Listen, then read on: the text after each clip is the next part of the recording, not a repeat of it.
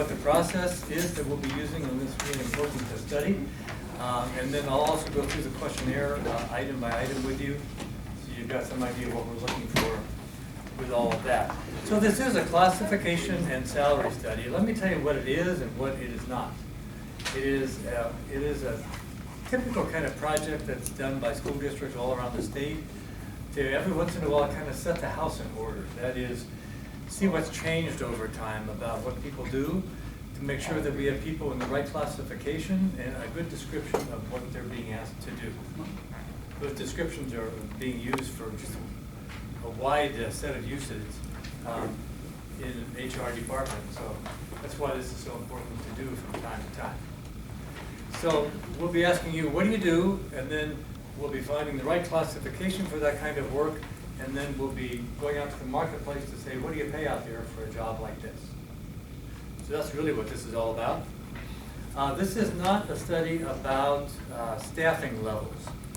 So we won't be suggesting anybody's job be eliminated or added. Okay?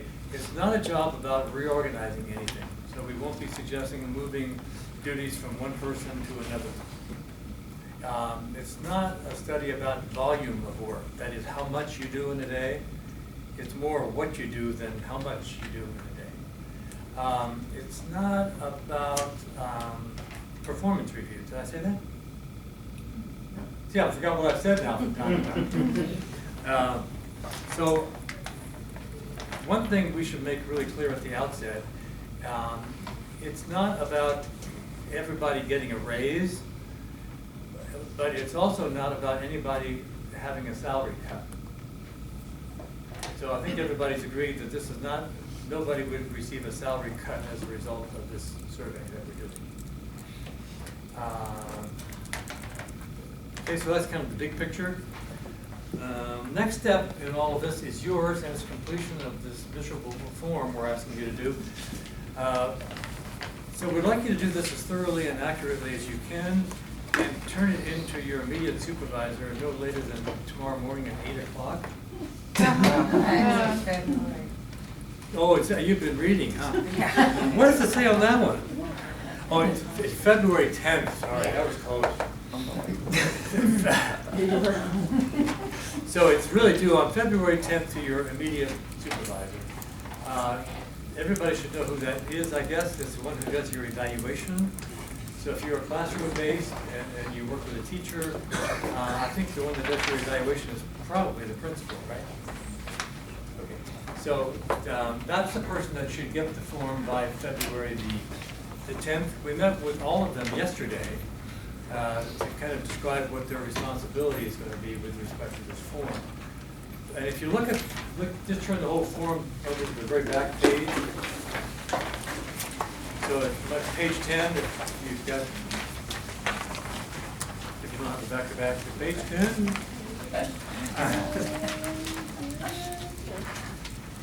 And so the idea is that the supervisor theoretically is the one that assigns the work to you all.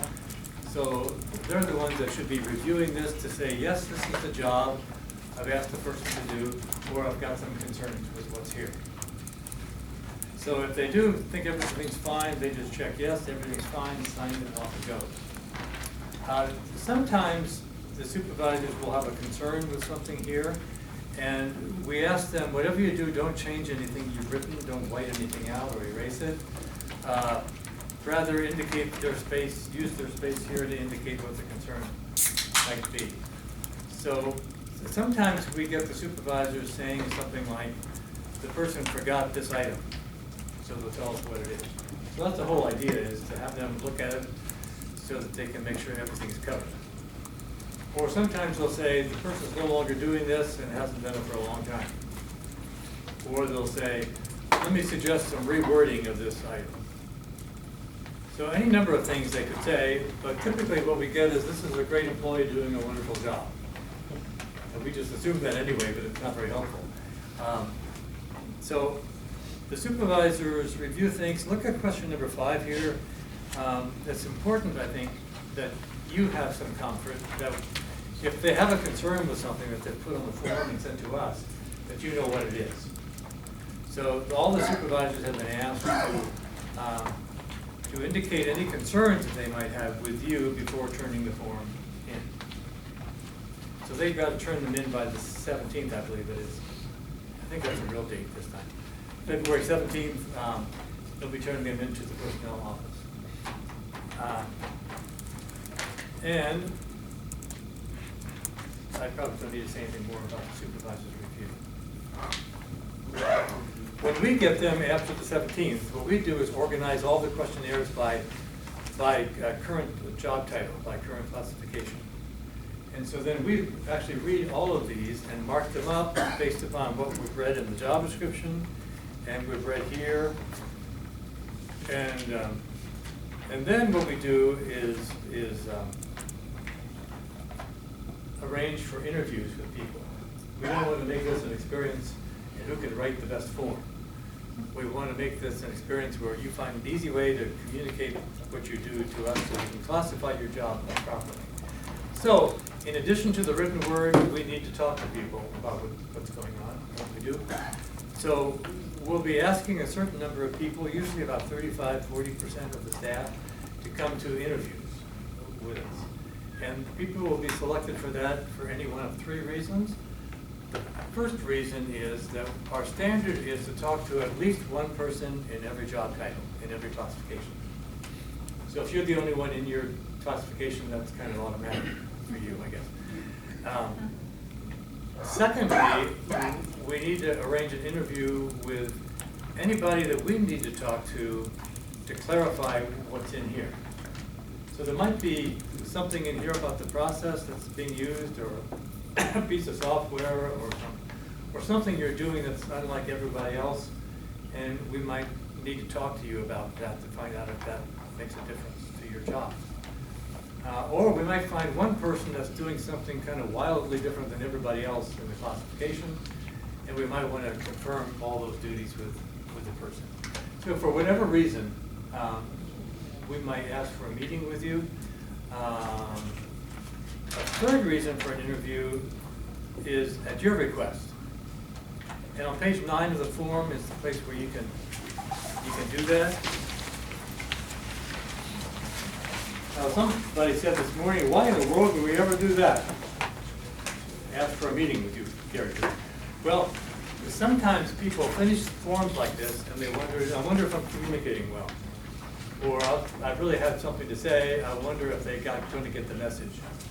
So if you really want to reinforce something or make sure we understand something about your job that's different than everybody else maybe, then request the interview and we're happy to talk with you about it. Notice on here that you can also request an interview with a group in your same classification, and that's fine too.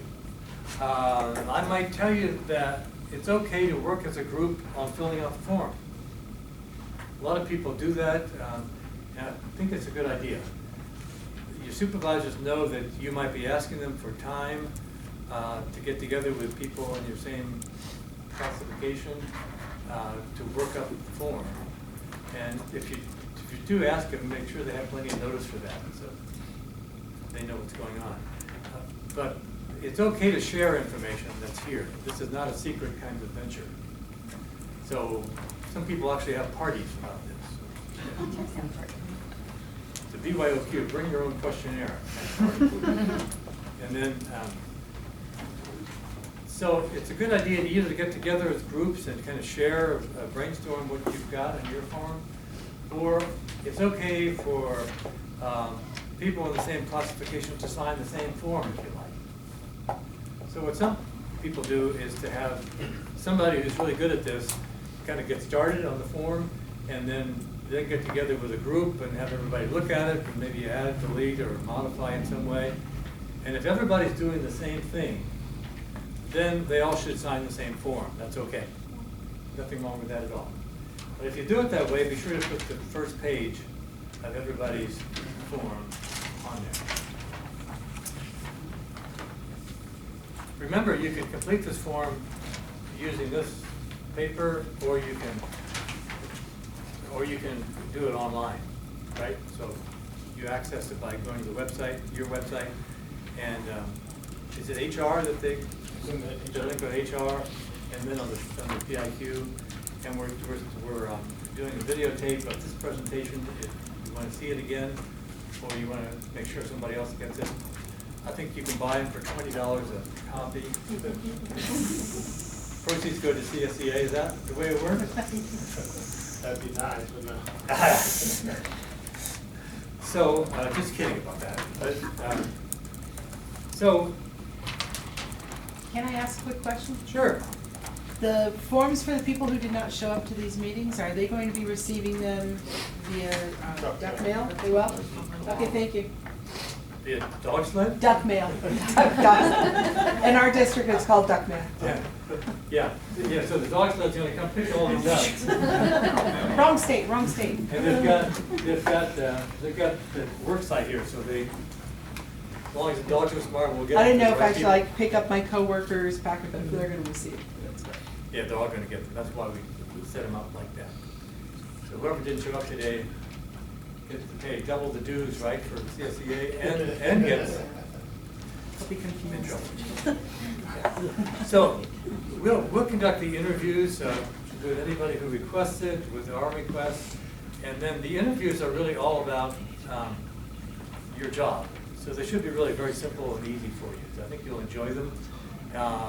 We talk about the job description, anything we've got concerns about or questions, and then after we bring all the information together that we have, the questionnaires and the interviews and anything else, then what we do is prepare what we call an allocation listing, where we allocate every person who completed a form to a job title, a classification, and then we rewrite the job description to comply with anything that's changed about the job.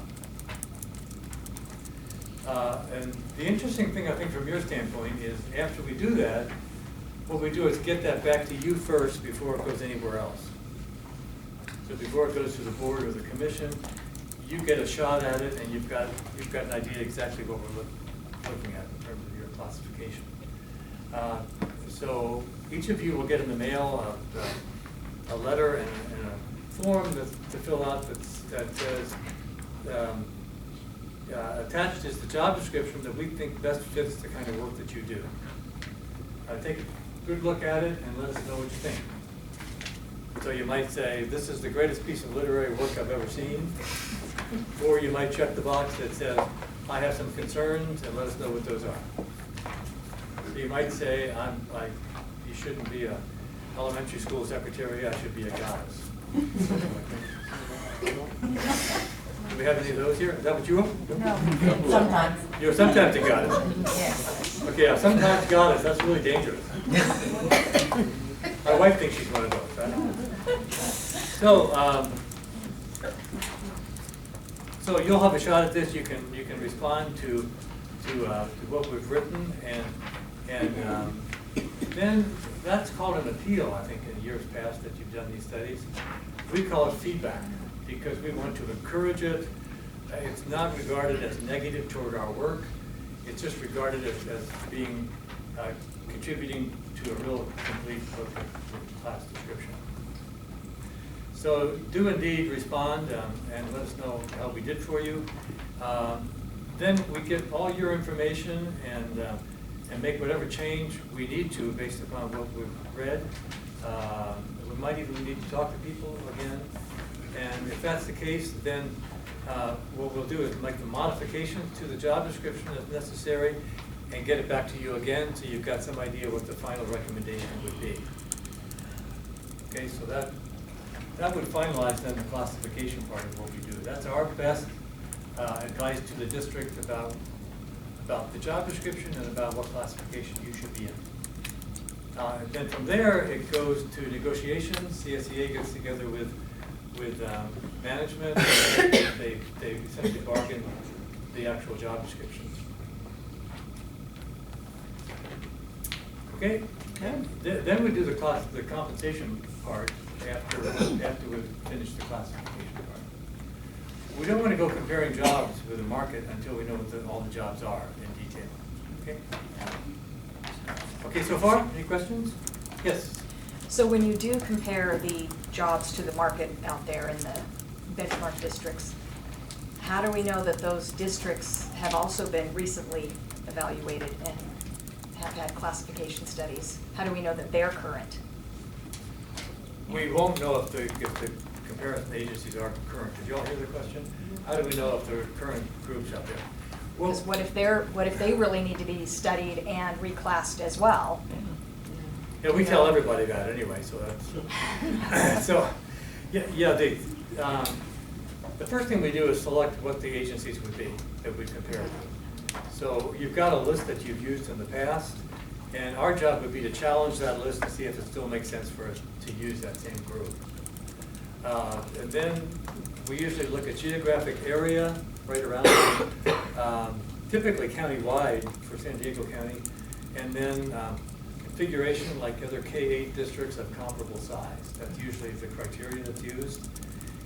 We would recommend the list back to the district. It might be different than what we have now. But in any case, we want CSEA to take a long look at it. We want our group to take a look at it. What are you calling yourselves here?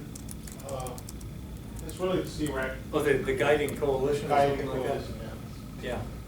Sounds really ominous, but the advisory committee, they're looking over our shoulder, we'll be looking at that, and then we'll have a lot of fingerprints on this thing once we figure out who the other districts that we're comparing with would be. And typically a district might do this every 10 years, 5 years. I think in this district your rules say 5 years. Our rules say 5 years. We're just working with a couple of districts up north that are 20 years, 25 years, 22 years, 3 years. We did Cajon Valley in 5 years. Anyway, so we don't know if they're current or Okay. not. We would have no way of knowing. But a lot of folks are gonna be looking at this, Yeah. you know, okay. I think you answered my question, thank you. Yeah. So what we do though is, and this should be important to you, I think, is that we take your latest and greatest job description and we compare it with whatever the district is out there. We compare it with their comparable classification, but we don't just take the title. We look at the description against description because that's the only way to do that these days. And if 80% of it's a match, it's a match. Okay. It's called the rule of 80. All right. So we do that comparison. We know that districts around San Diego County quite well. I don't think that thing is ever perfect, but it's, we won't survey all 80 of our jobs. We'll just survey representative jobs. And those will represent jobs within certain families of jobs. And we'll be sure that they do exist out there. So we won't survey jobs that are unique to this district. And then we bring back the data and usually look at the median of the market, unless we're told differently.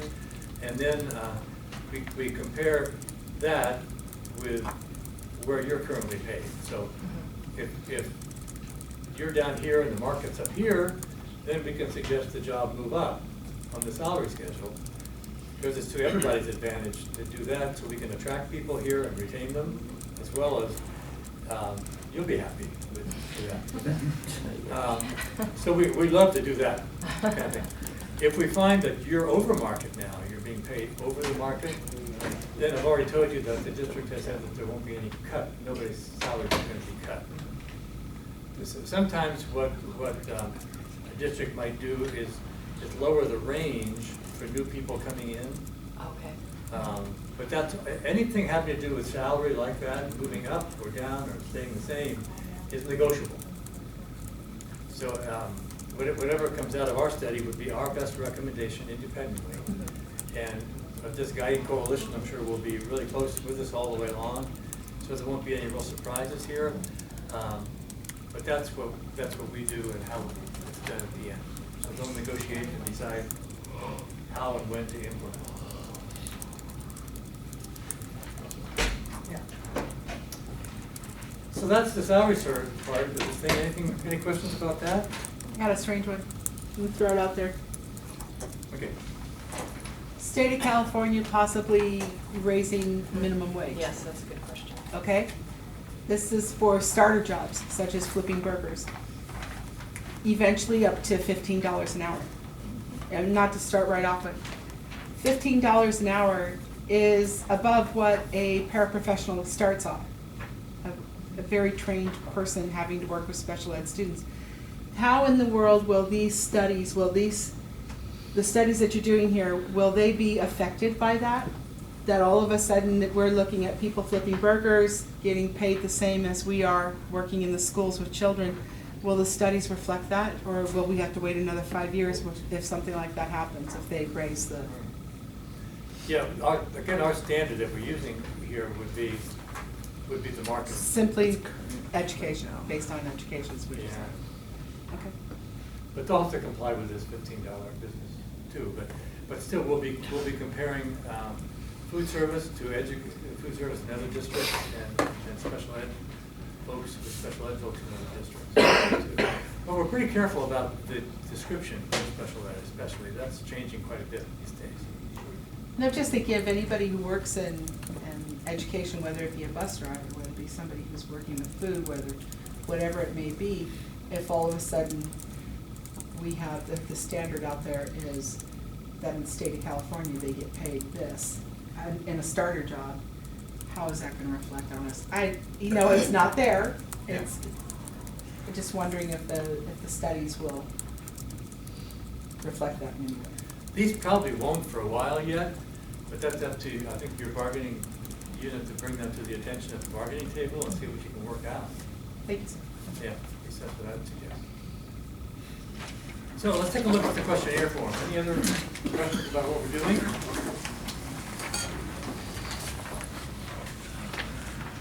So the first part of this class title, that should be already printed on your form. Working title means that if you're known by something else other than your class title, let us know what that is. For example, you might be a groundskeeper of your class, and everybody knows you as a grounds equipment operator. Or you might be an accounting assistant at your class, but everybody knows you as accounts payable person. So if you don't have a working title, that's okay, just cross that one out. About halfway down the page, does your current class title accurately describe your position? So early on, we're just asking you, do you think you're in the right classification? Now, if you check yes here, all that means is your title is okay. It doesn't mean you're paid enough. So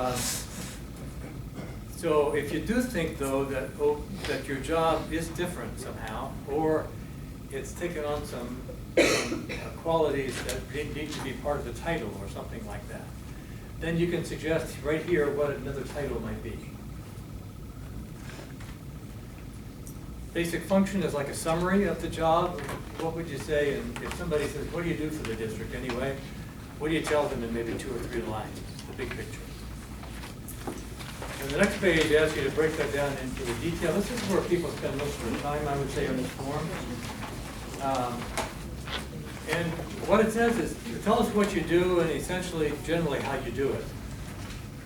What most people do is organize themselves with a listing of duties, 1 through however many, and they start with a good action verb, and then kind of finish the thought in terms of how you do it. So you might say, prepare accounts payable by comparing invoices to purchase orders, checking for authorizations, and inputting for payment. That would kind of describe a whole activity.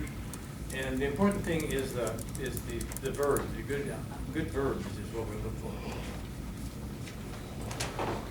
Good action verb.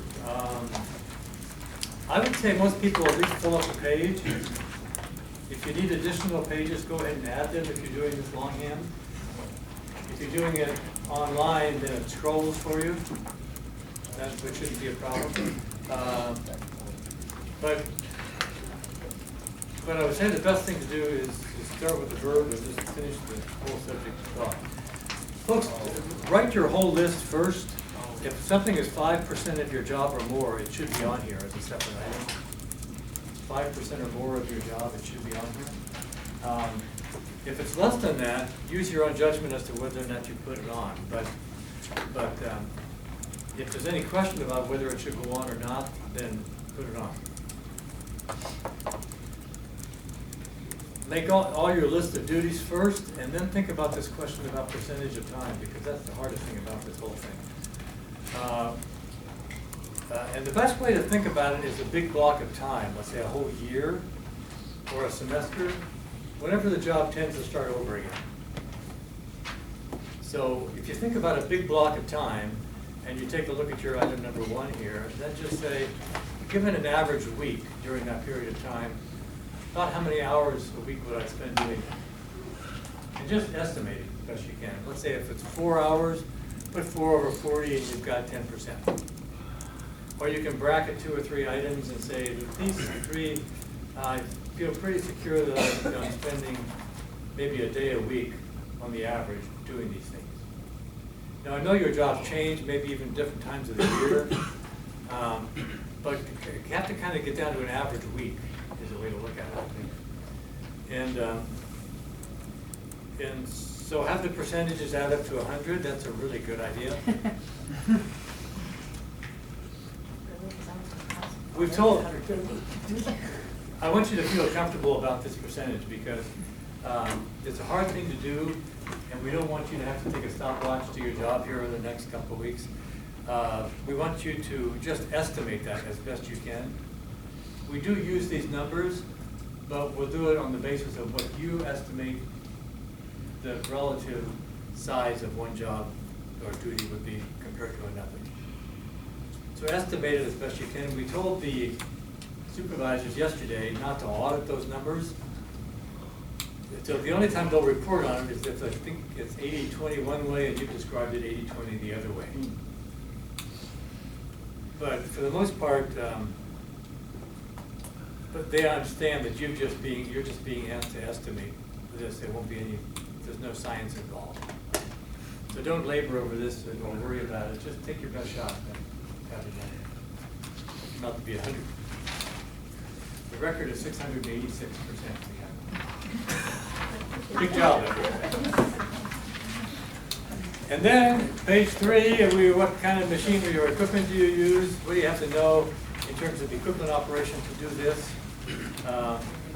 What else do you do on a periodic basis? That is, sometimes people in education do something kind of like at the end of the semester that they didn't otherwise put on the form. So it's things like that that we're trying to have you think about. And then contacts with others, any classification is sensitive to that. That is, especially what the reason is for the contact.